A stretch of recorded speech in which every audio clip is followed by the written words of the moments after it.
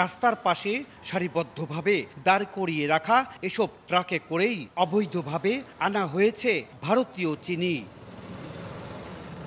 বৃহস্পতিবার ভোর ৬টার দিকে সিলেট সদর উপজেলার কোম্পানিগঞ্জ জালালাবাদ সড়ক হয়ে জালালাবাদের দিকে যাচ্ছিল ভারতীয় চিনি বোঝাই ১৪টি ট্রাক।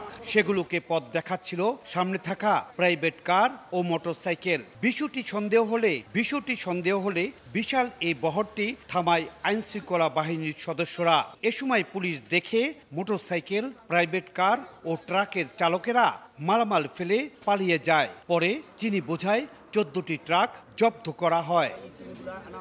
পুলিশ জানায়, জব্দ করা চিনির আনুমানিক মূল্য ২ কোটি টাকা, যা এ পর্যন্ত জব্দকৃত সবচেয়ে বড় চালান। নগদে ৫০০ টাকা বা তার বেশি পেমেন্টে পেতে পারেন ঢাকায় জমিসহ ২০ কোটি টাকার পুরস্কার। আমাদের আরেকটা টিম অভিযানে কাজ করতেছে, যারা এই চোরাচালানের সাথে জড়িত তাদেরকে ধরার ব্যাপার। ট্রাকগুলির তথ্য যাচাই বাছাই করে চোরা কারবারির সঙ্গে জড়িতদের ধরতে চেষ্টা চালানো হচ্ছে বলে জানিয়েছে পুলিশ। ইকরামুল কবির, সময় সংবাদ, সিলেট।